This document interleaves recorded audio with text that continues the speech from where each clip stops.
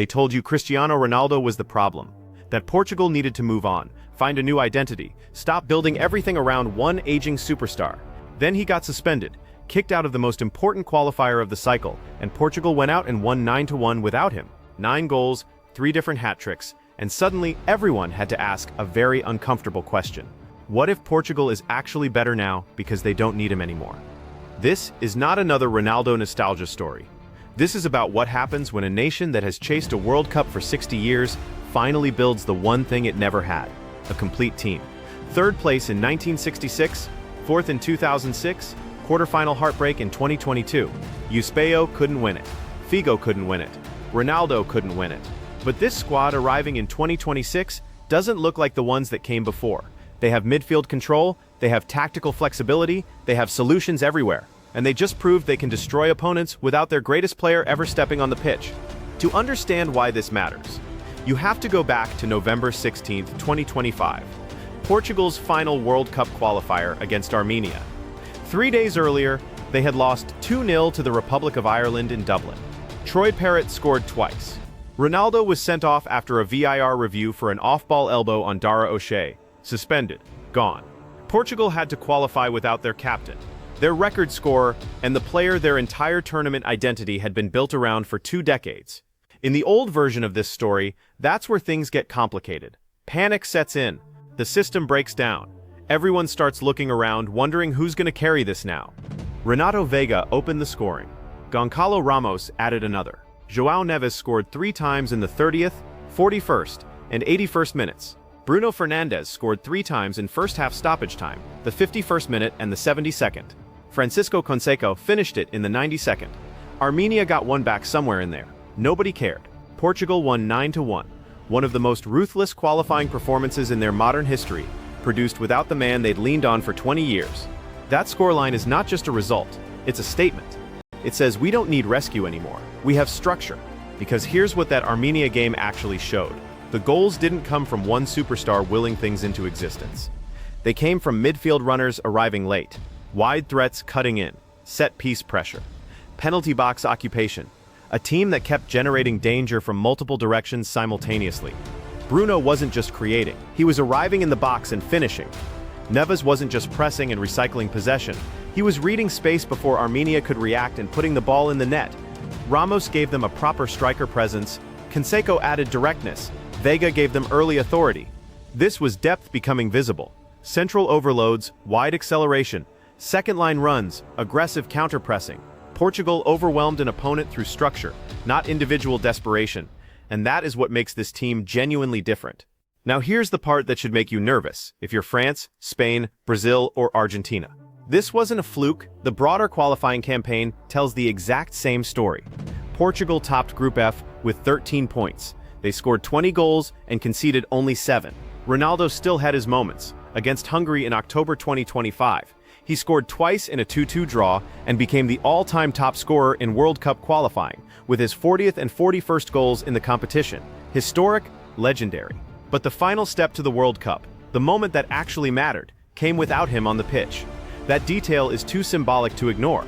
For nearly 20 years, Ronaldo gave Portugal belief, but his presence also made everything orbit around him. Tactics bent to accommodate him. Attacking patterns ran through him. Pressure landed on him. Now the team around him has grown strong enough that the orbit has genuinely shifted. This is Bruno Fernandes, arriving at a World Cup after breaking the Premier League assist record with 21, surpassing Thierry Henry and Kevin De Bruyne. This is Vitinha finishing 3rd in the 2025 Ballon d'Or behind Ousmane Dembele and Lamine Yamal. This is João Neves, turning energy into end product. This is Nuno Mendes, redefining what a left side can look like. Bernardo Silva still bringing elite tactical intelligence.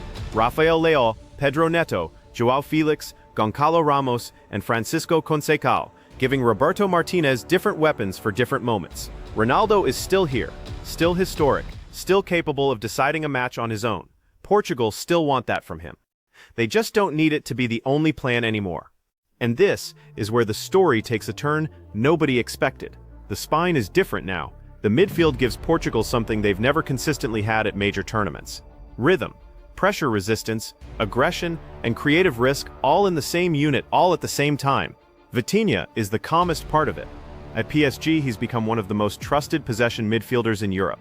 He doesn't dominate with highlight reels, he dominates by making the next pass available, receiving under pressure, turning away from markers, and keeping everything compact while the game moves around him. 93.44% passing accuracy in the Champions League this season. That number tells you exactly why Portugal look more secure when he's central. Next to him, João Neves is the complete opposite energy, and that's the point. He presses, recovers, crashes into second balls, and attacks space like a midfielder who genuinely takes it personally when a game slows down. His hat trick against Armenia wasn't just a fun story. It was a reminder that this midfield doesn't just circulate possession, it arrives in the box and finishes things. Then there's Bruno, and this is where Portugal become genuinely hard to prepare for. He's not the controller. Vitinha handles that.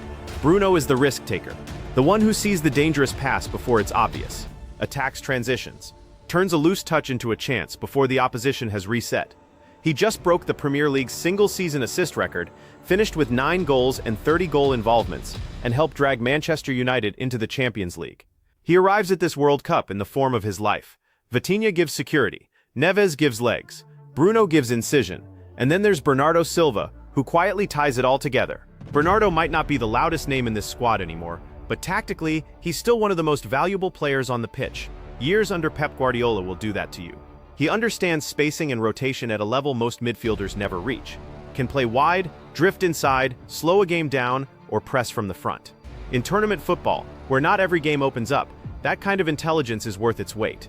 Once the midfield controls the center, everything outside it becomes a bigger problem for opponents. Nuno Mendes is the clearest example. Portugal have had elegant players and technical wide men before. Nuno Mendes gives them something different. Elite athleticism from deep. In the 2025 Nations League final against Spain, he scored the first equalizer, helped create the second with a cross that deflected to Ronaldo, and was named Player of the Finals after Portugal won on penalties following a 2-2 draw. His role isn't really left back anymore. He stretches the pitch, carries through pressure, covers enormous defensive ground, and allows the left winger to stay high. Put Leao ahead of him, and you have genuine pace and isolation on that side. João Cancelo on the right gives you inversion, passing angles, and central overloads. Diogo Dalot gives you defensive discipline, recovery running, and vertical support. That flexibility means Portugal can adjust based on the opponent. Cancelo against a low block, Dalot against a team that wants to counter.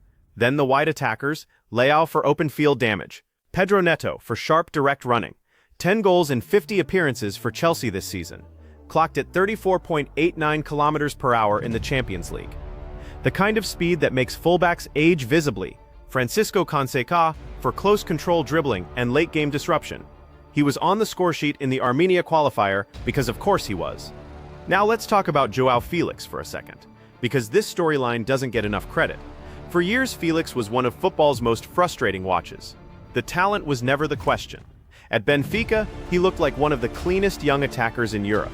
Creative in tight spaces, sharp around the box. The kind of player you'd build a team around.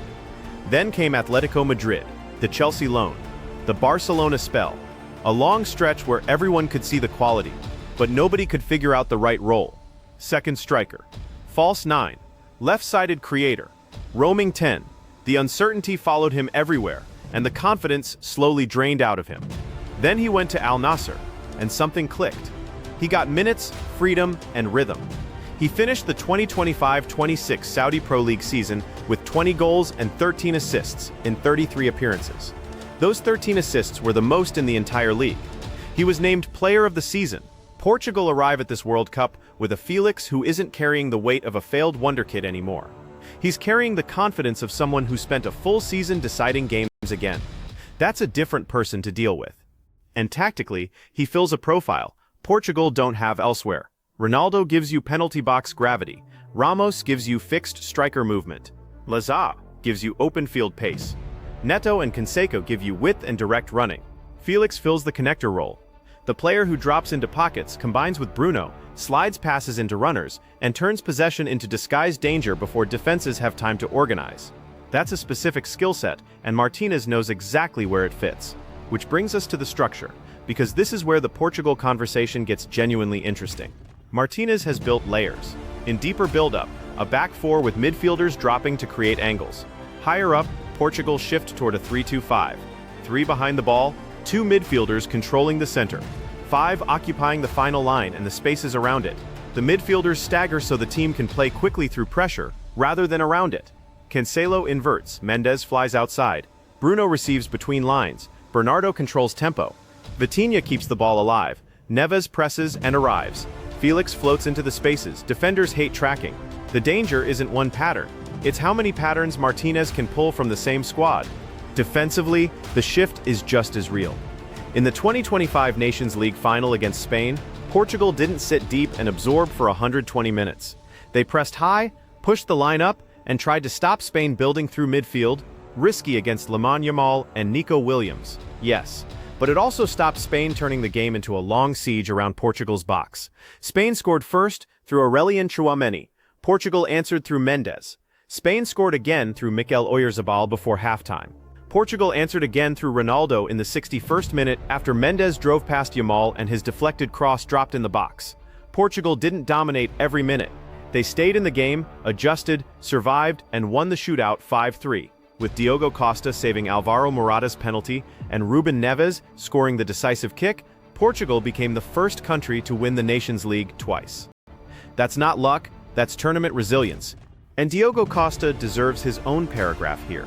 At Euro 2024 against Slovenia, Portugal went to penalties after a 0-0 draw. Ronaldo had missed in extra time. The emotion was all over the place. Costa saved all 3 Slovenian penalties.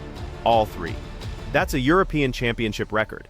He also made a crucial extra-time save before the shootout that barely got talked about because people were still processing the Ronaldo miss.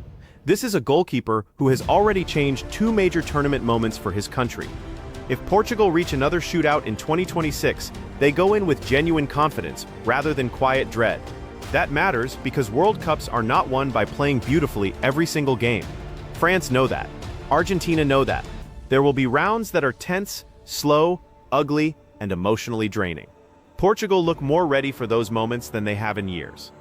Now put it all together against the other contenders. France have more raw athletic depth across the squad.